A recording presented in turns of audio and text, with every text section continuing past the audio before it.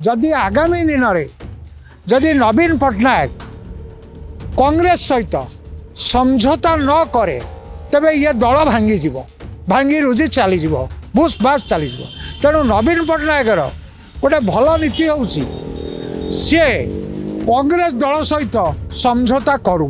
दिल्ली जो निर्वाचन फलाफल घोषित होईछि एवं बीजेपी तार क्षमता केन्द्रिक दल भाव से जो क्षमता हासिल करी मुझे आपन को कहीपे यहाँ ये श्रेयटा राहुल गांधी पाखु जीव।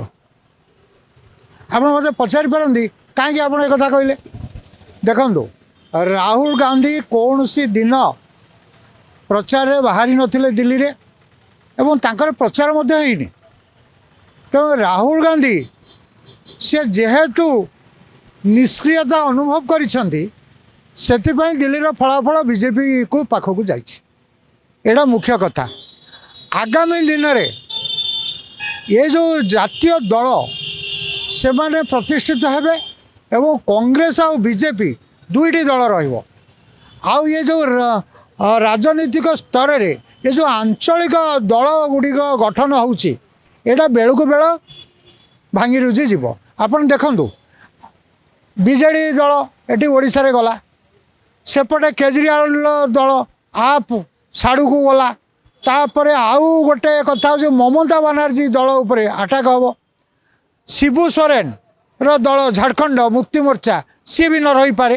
तेणु आगामी दिन में कौन सी आंचलिक दल आउ से प्रकार प्रतिष्ठित हेब नाही।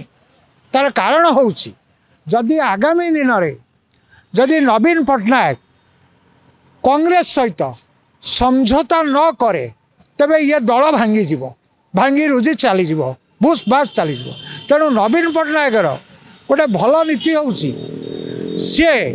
कांग्रेस दल सहित समझौता करू। मु कहूँ ओडिशा रे नईले बीजेपी की 2029 रे ताकू कहीं बैक करि परिबे नाही। तार कारण हूँ जदि बीजेडी दल कांग्रेस दल सहित मिसिब तेबे 2029 रे बीजेडी दल बैक करि पारे। जदि आपंक आम भिडी भल लगा तेब आम चैनल को लाइक शेयर और सब्सक्राइब करने को जमा भी भूलु नहीं।